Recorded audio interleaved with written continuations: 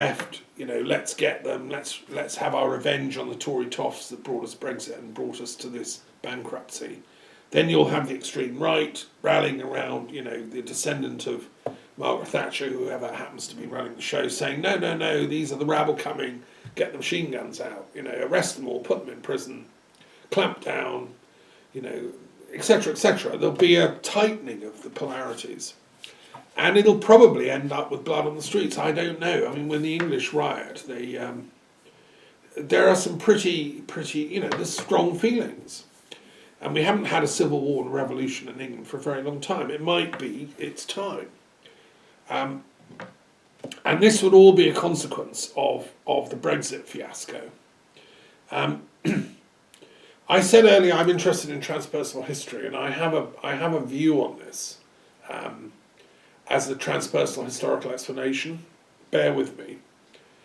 David Cameron is a direct descendant of a rabbi who taught in Rome in the house of one of the most learned scholars, Cardinal Egidio de Viterbo, who was the greatest Christian Kabbalist of the Renaissance. And this ancestor of David Cameron taught him Hebrew, translated Kabbalistic works from Hebrew into Latin. What they lived in fear of was the mob. And eventually, lo and behold, after Luther had done his anti-Semitic posturings and the mob was whipped up, they eventually marched on Rome and sacked it in 1527. And this German army, which was supposed to be under Charles V, but actually he'd lost control of it, ransacked the library of Cardinal Egidio de Viterbo, who was the head of the Augustinian order that Luther technically had once belonged to, and they'd met. I'm working on a play about this. A fateful meeting between the philo-Semitic cardinal, learned intellectual, versus the young peasant academic who hates the Jews and can only read the Bible literally.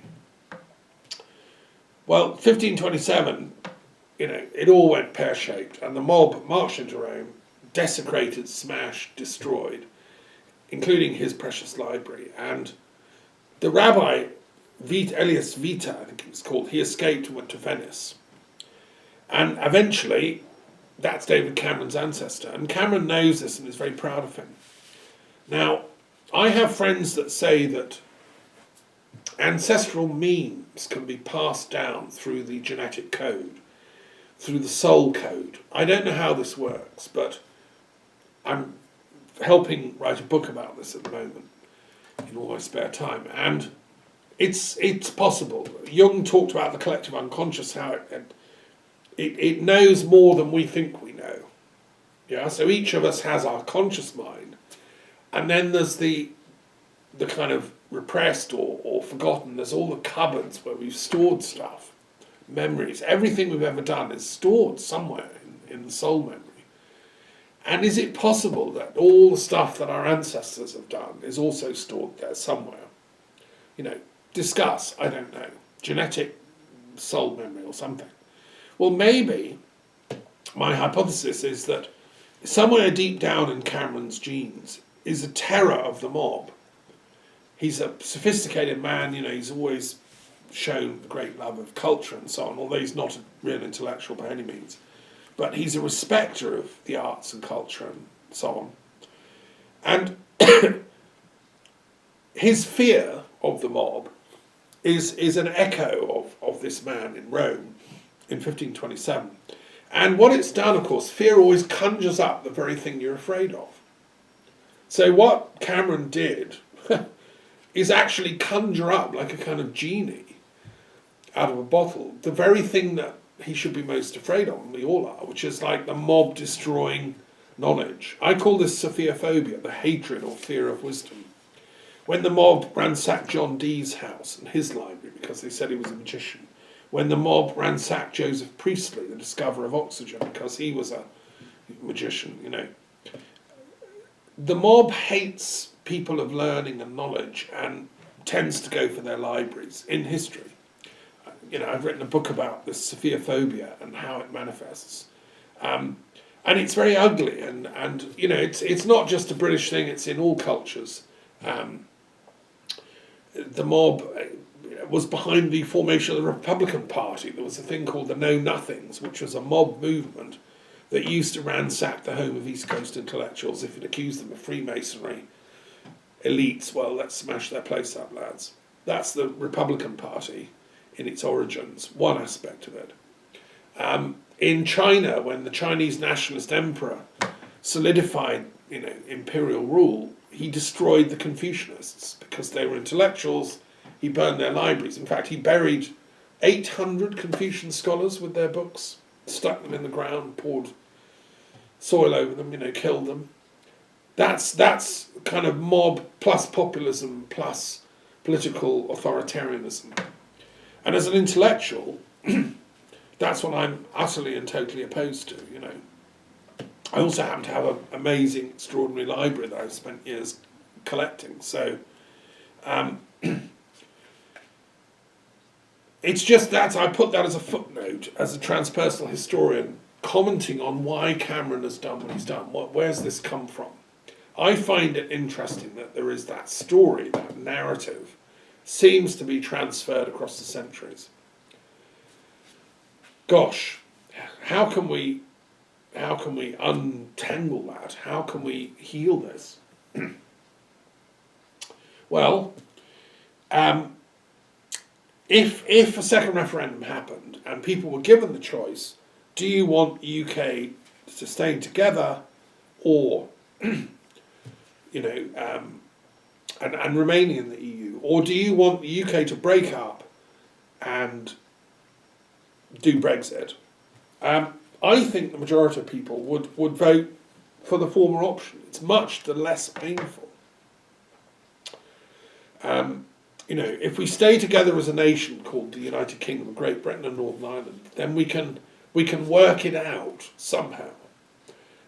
We can have our peace discussions. I would like the Truth and Reconciliation Commission for Britain and Ireland to have a bit more support from the governments of Northern Ireland, Britain and Southern Ireland, and actually, you know, get some official support for the peace work I do.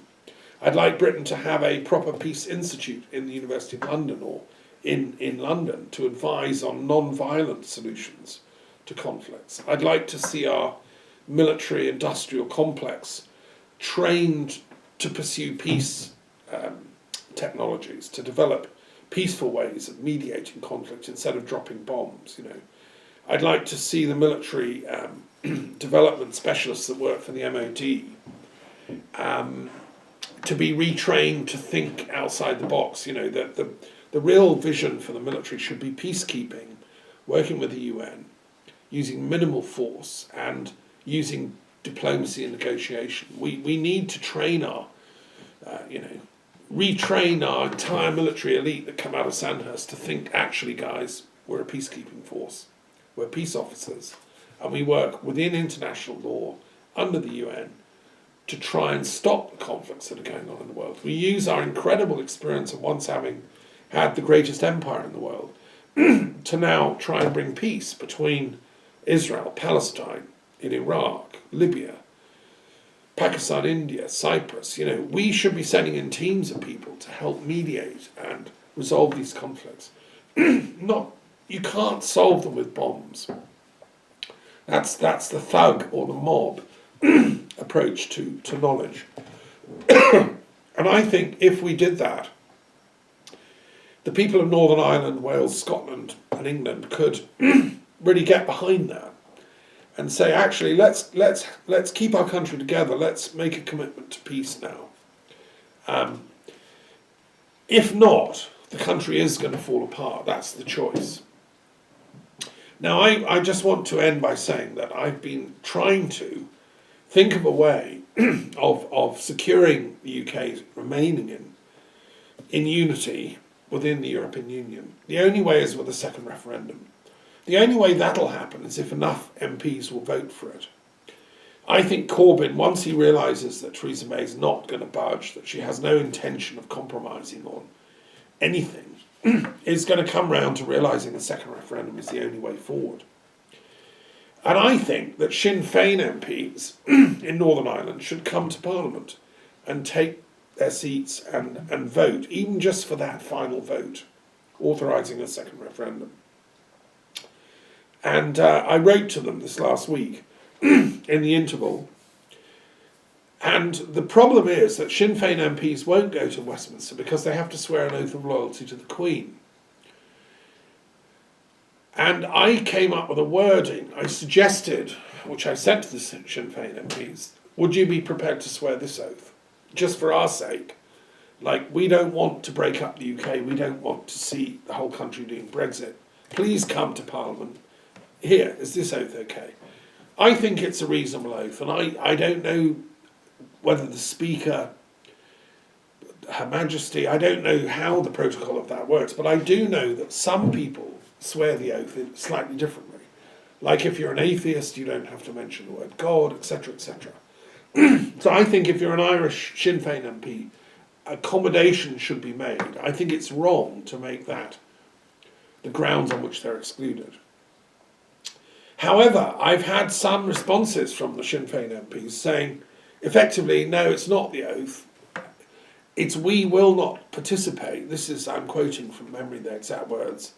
We will not participate in a corrupt parliament, which has no authority and right to be governing over Irish affairs.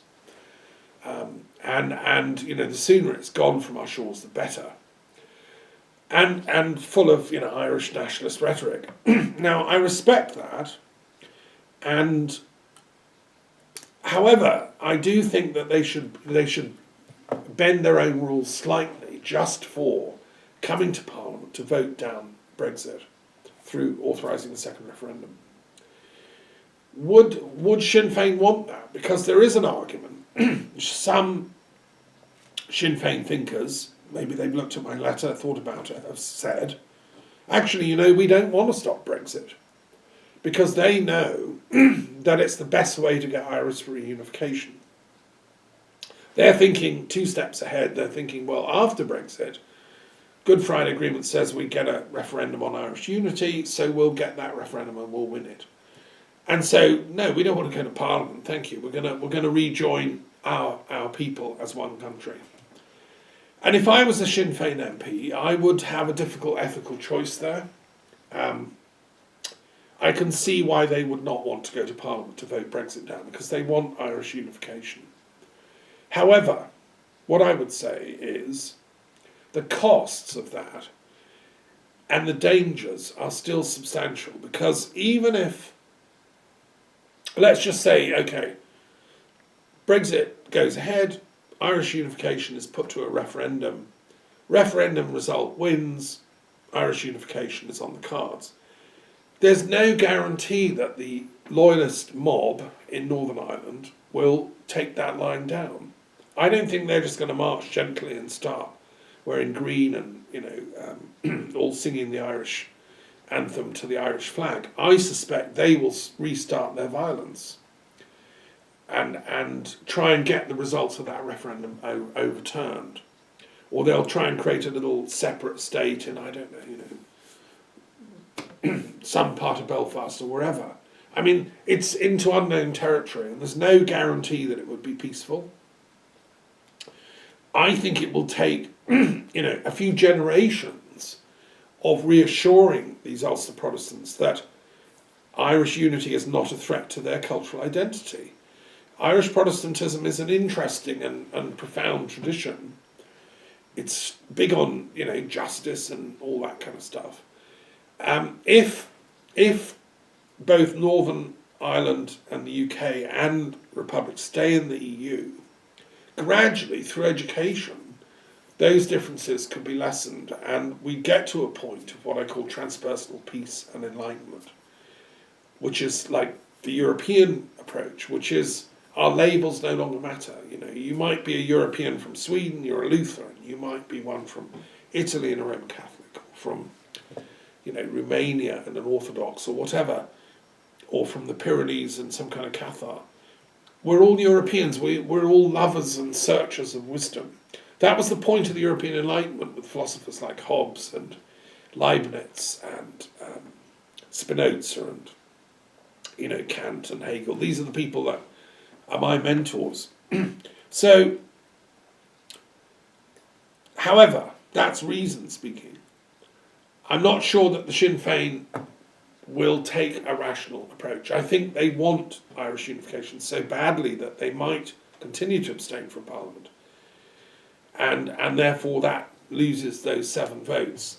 However, I pray that they might reconsider that decision and that they might go ceremoniously and with full dignity to a parliamentary vote, having worked out an agreement with Jeremy Corbyn and the Labour Party and the Liberal Democrats and the Greens to enter a kind of alliance, just as the DUP has done with the Tories. I think there should be a Green, Liberal, Socialist, Sinn Féin kind of alliance to counter it. And I think that if that alliance put together a proposition for a second referendum, having realised it's the only way to stop the chaos of Brexit, and the SNP has to be a very, very important part of that. You see, the SNP are being very rational. They're not agitating for immediate severance of Scotland, which they could well do morally. I think the SNP have said they will vote Brexit down. They don't want Brexit. And I'm going to talk about Scotland next week. I'm not going to go into Scotland, but that's a whole other argument, which again is very much anti-Brexit.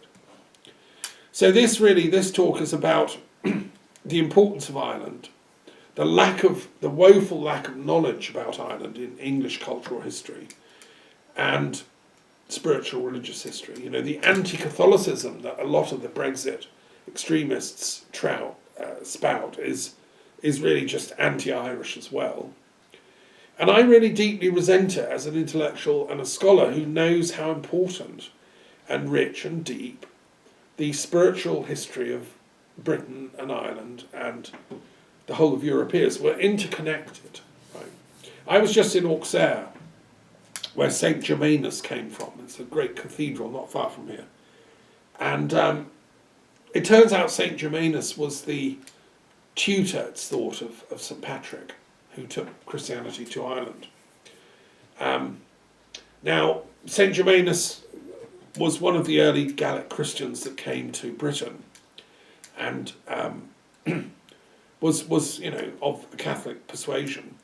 His rival was the Pelagian tradition. Now, I like Pelagius too. I don't have a problem. I think Pelagius, the Druid Christian, probably closer to my own theology. He opposed Augustine on the idea of original sin and so on. I'm much more a Pelagian than an Augustinian. But, if I'd have been around at the time, I would have tried to mediate between Pelagius and Augustine, because they both had some good points. The point I'm making is simply how interconnected we are as people and as a culture. And in fact, St. Germanus was in British, visiting Britain and the island, and the Angles were just invading the Anglo-Saxons, and he was present at a battle between the Welsh or the British and the Saxons, which the British won in Flintshire. And apparently it's because he taught them all to sing or to say Alleluia as they were fighting in the battle, or that was their war cry. Alleluia! And it did the trick. The Saxons lost and ran away. So I'm suggesting we re-invoke the Alleluia cry, okay, for seeing off Brexit. We have far too much in common, and fundamentally this is a challenge of love. Now, people have asked me, look, what if you were a kind of left-wing Tony Bennite socialist and you voted for Brexit because you don't like big capitalism and you think the EU's run by that, and you're a good person.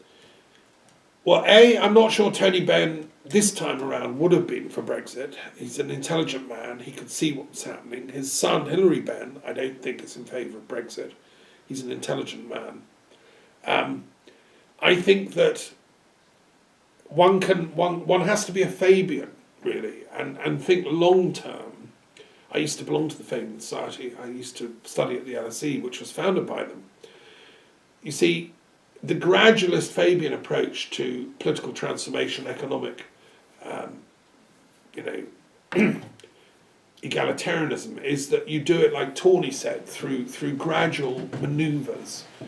Brexit is a revolution that will destroy the country and lead to mass impoverishment, destabilisation and violence on the streets of Ireland, and huge impoverishment and an increased polarisation of the classes. If you're an egalitarian socialist of any kind, a Tawneyite or a Bennite, or any kind of, if you've read Marx or any kind of left-wing thinking, the way to bring about the Fabian socialist paradise that we all want is not through violence and catastrophe, which is what Brexit is.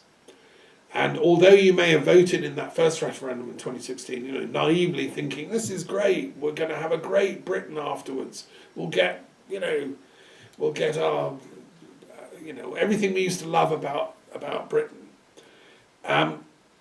In that sort of naive, back to Harold Wilson, renationalise the trains, paint them maroon, everybody be kind, walk around the streets politely and so on. Britain is not going to go back to that just because we vote for Brexit. It's going to be the total opposite. As I say, destabilisation, back to the fighting in Ireland, separation of Scotland, which has been part of Great Britain since 1603, and as I say, eventually the only jobs will be lawyers, policemen and security guards and corrupt politicians. So no, I don't think any intelligent socialist, anyone that cares about analysing the real world, how it actually is. I mean, the thing I like about Marx's, method, and I simply regard him as a social scientist and as a way of thinking, is that you analyse the data, you look at the facts. Now, some people grumble and say Marx fiddled the facts, and yes, he did. He wasn't infallible. I'm not a Marxist in that sense. I'm a free thinker. But I do admire his tenacity in trying to get the facts out in the government papers that were published at the time. Now, that's called science, right? You look at the evidence. Now, the evidence, the science on Brexit is that it is a catastrophe. It already is. And it's going to be much, much worse. The only people that are singing its praises are extreme nationalist racists who are just waiting to kind of cosh everyone that isn't, on their team, and the offshore bankers, Theresa May husbands types, who are just totting out the figures and thinking they're going to be rolling in it, which is, gosh, the convergence of I mean, when Donald Tusk said there's a special place in hell reserved for these people, I mean, I actually, theologically we may want to discuss what we mean by hell, but I've been reading Goethe's Faust and still am in the middle, about to embark on Faust 2. And I'm writing a book called Study of Comparative Diabology. I do think that the demonic is caused by lack of thinking, lack of awareness. I'm a Platonist. I don't believe in a devil, but I do think we self-limit ourselves, box ourselves into a narrowness of thinking that becomes devilish. And that is what Brexit is. It's this stupid kind of narrowing, and eventually you reach a cliff and there's nowhere to go. Well, I'm saying rethink it, whether you're a socialist or a green or a liberal or even a conservative. You see, even if you're a conservative, and I have friends who are conservatives, Conservative Party members, and I've met many conservatives in my time. I've studied the history of all the political parties, and at their best, the Conservatives don't want to destroy things if they're working. They're not Jacobins. They came into being to preserve all that was good about British society in the face of this, the mob saying, let's guillotine all the aristocrats. It was a reaction against that mobism that brought the Conservative Party into being in the 1820s. And Burke and all these other intellectuals were saying, look, we may sympathise with the egalitarian ideals of the French Revolution, but we don't want to do it in that way. And I would agree with that, you see. So from the soft conservative perspective of people like Sir Walter Scott and the history of authentic conservatism, Lord Hailsham and people like that, Brexit is the last thing they should be pursuing. And that's why so many of them are speaking out. John Major, who I met, and who was a moderate, intelligent conservative. These are the people we should listen to, and not the fanatical cabal that are pushing for Brexit. The irony, of course, is that most of those people, Theresa May, never even supported Brexit. I think what happens is people make a Faustian bargain with the devil to get power, and what she thinks in her mind is that she has to deliver on Brexit because she promised. Well, I'm sorry, madam, you can be released from your oath. If the cost of that is destroying the country, you have to do an ethical analysis up to date and realise that, hang on, I'm about to destroy everything I'm supposed to love. So, anyway, and I don't think that Theresa May has any real understanding or knowledge of the Irish dimension to this, and that's why I've spoken about it. It's not just a backstop. Ireland is a huge country with its huge, proud and noble history, which goes further back than the history of the English, and we should respect it. And the Sinn Féin position that the Parliament in Westminster has no authority over them, is an important wake-up call for English politicians that think they can push Brexit down the throats of the Irish and the Northern Irish. You need to think again and not do it. And to have a mandate for that, there has to be a second referendum. Anyway, I hope I've explained my position on Ireland, and there's so much more I would love to share, but time is short. The only thing I would say in conclusion is this book, The Encyclopedia of Ireland, produced not that long ago, edited by Brian Laylaw, is the single best source on the richness. I was talking about the Annals of the Four Masters and Geoffrey Keating and all the others. The intellectual history of Ireland is fascinating, and the poetry and the bardic traditions, and also the scientific traditions, and all the people at Trinity College who contributed to Irish intellectual history. I think it needs to be taught in English schools. There should be far more respect for Irish civilization than there is. And we can all live together happily in the British Isles with mutual respect and mutual love. Yes, you agree, don't you? Right, I'm going to stop now, Bishi. Mind your tail.